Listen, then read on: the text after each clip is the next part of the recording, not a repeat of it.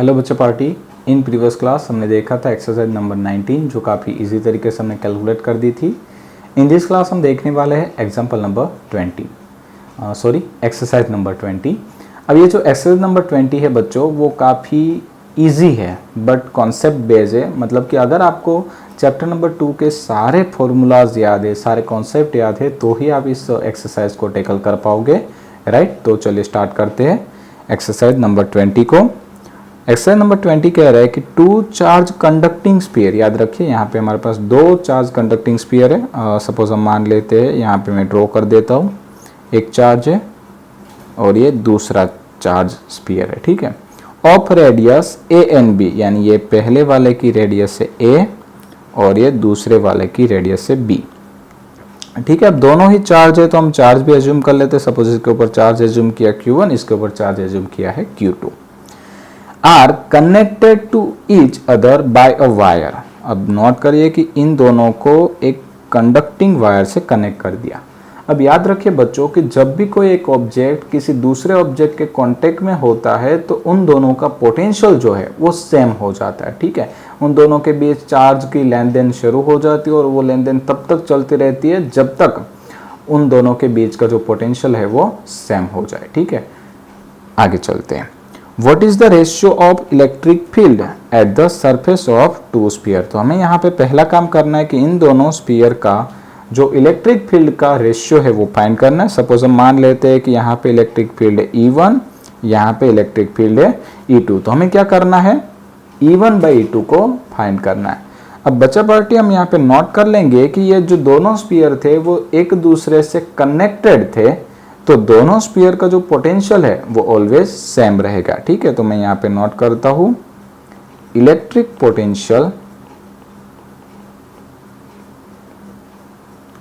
V1 is equal to V2, ठीक है। और मैं इसको सपोज V कह देता हूँ या तो मैं इसको लिख सकता हूँ कांस्टेंट, क्योंकि दोनों पे एक कॉमन चीज है और वो कॉमन चीज क्या है, पोटेंशियल, ठीक है। चलिए अब हम बात करते हैं। अब हमने पढ़ा है कैपेसिटेंस, ठीक है। तो कैपेसिटेंस में एक फॉर्मूला आता था Q is equal to CV, right बच्चों। अब यहाँ पे देखिए कि ये Q यानी चार्ज, C यानी कैपेसिटेंस एंड V यानी क्या होता है, वोल्टेज, ठीक है। बट ये V यानी वोल्टेज, वोल्टेज तो कांस्टेंट है, तो मैं यहाँ पे नोट कर सकता हूँ कि therefore Q proportional to C। अब बच्चों आपको याद होगा कि जब हमने कैपेसिटेंस का कॉन्सेप्ट स्टार्ट किया तो हमने वहाँ पे एक स्फीयर का कैपेसिटेंस भी ढूंढा था और स्फीयर का कैपेसिटेंस का फॉर्मूला होता था C is equal to 4πε0 into R यानी कि radius of the sphere, right. तो यहाँ पे आप देखिए कि ये जो 4 है वो कांस्टेंट है, पाई भी कांस्टेंट है, ε0 भी कांस्टेंट है। मतलब हम कह सकते हैं कि किसी भी स्फीयर का capacitance is directly proportional to radius R, right. तो हम यहाँ पे नोट कर देंगे कि C is directly proportional to R यानी कि रेडियस ऑफ द स्फीयर, ठीक है। तो हम यहाँ पे नोट करेंगे कि therefore Q is also directly proportional to R, ठीक है। तो अगर हम यहाँ पे दोनों स्फीयर की बात करना चाहे तो मैं लिख सकता हूँ कि Q1 by Q2 is equal to R1 by R2। But R1 यानी कि radius of the sphere number 1 तो वो थी A और ये थी B, तो हम नोट कर सकते हैं कि Q1 by Q2 is equal to A by B, right बच्चों। चलिए अब हमें बात करनी थी रेशियो ऑफ इलेक्ट्रिक फील्ड, ठीक है, रेशियो ऑफ इलेक्ट्रिक फील्ड। चलिए तो हम यहाँ पे ले लेते हैं E1 बाई E2। अब चलिए E1 की वैल्यू क्या होगी, तो कि Q1 upon R1 square. But R1 तो radius of the sphere number 1 तो देखिए कितनी है A, तो मैं यहाँ पे लूंगा Q1 upon R1 square into E2 की वैल्यू रखते हैं तो Q2 अपॉन R2 यानी B स्क्वायर, राइट बच्चों। चलिए अब ये K cancel, Q1 by Q2। अब Q1 by Q2 is equal to क्या है, आप देखिए A बाई B, राइट। तो हम यहाँ पे लेंगे A बाई B, साथ ही साथ जो बच्चा है उसे लिख देंगे B square by A square. तो एक कट, एक B भी कट, तो यहाँ पे ये बचा है E1 by E2 is equal to B by A। Right बच्चों, तो ये मुझे मिल गया इलेक्ट्रिक फील्ड का रेशियो और वो मिला है B बाय A। बट यहाँ पे हमारा क्वेश्चन अभी फिनिश नहीं हुआ, थोड़ा सा बाकी है।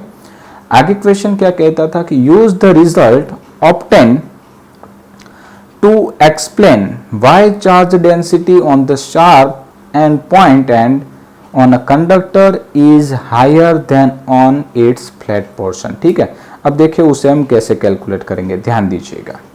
आपको पता है किसी भी कंडक्टर का इलेक्ट्रिक फील्ड का फॉर्मूला क्या हुआ करता था, सिग्मा बाय एप्सिलॉन जीरो।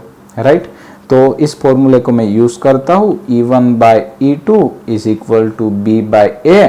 तो आप रख दीजिए E की बारी, तो E1 बराबर sigma 1 bye epsilon zero, E2 बराबर सिग्मा 2 by epsilon zero, but inverse में है, is equal to B by A। Epsilon naught cut हो गया, तो यहाँ पे रिजल्ट बचा है sigma 1 by sigma 2 is equal to B by A। अब देखिए सिग्मा 1 क्या था, चार्ज डेंसिटी ऑफ स्फीयर 1, और A क्या था, रेडियस ऑफ स्फीयर 1। तो हम यहाँ पे लिख सकते हैं कि sigma is inversely proportional to radius. Right, मतलब जिसकी रेडियस ज्यादा होगी उसका सिग्मा कम होगा, यानी चार्ज डेंसिटी कम होगी। जिसकी रेडियस कम होगी उसकी चार्ज डेंसिटी ज्यादा होगी। अब बच्चों पार्टी जरा एज्यूम करो, हमारी जो अर्थ है वो एक बड़ा स्फीयर है। अब बड़ा स्फीयर है तो जो हमें रोड है वो कैसे दिखते हैं, यस फ्लैट दिखते हैं ना। मतलब कि अगर किसी स्फीयर की रेडियस बड़ी हुई तो उसका जो मेजर पोर्शन है वो हमें फ्लैट दिखेगा, और जैसे जैसे रेडियस जो है वो डिक्रीज होती जाएगी तो उसकी जो सरफेस है वो हमें फ्लैट नहीं दिखेगी, पॉइंट दिखेगी या तो शार्प दिखेगी। ठीक है, तो हम यहाँ पे देख सकते हैं कि भाई जिसकी रेडियस बड़ी होगी उसकी सरफेस ज्यादा फ्लैट होगी, और जिसकी रेडियस बड़ी सरफेस फ्लैट तो उसकी चार्ज डेंसिटी कम होगी। और अगर इसका ऑपोजिट हम देखें कि जिसकी रेडियस कम होगी उसकी शार्पनेस ज्यादा होगी, तो जिसकी शार्पनेस ज्यादा होगी उसकी जो ये सिग्मा है यानी कि सरफेस डेंसिटी है वो ज्यादा होगी। समझ में आ रहा है बच्चे पार्टी?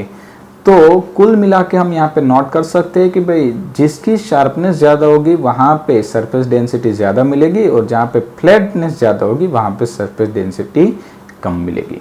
राइट बच्चों, तो आई थिंक ये पूरा क्वेश्चन आपको अच्छे से समझ में आया होगा। इन नेक्स्ट क्लास हम मिलेंगे एक्सरसाइज नंबर 21 के साथ। Thank you.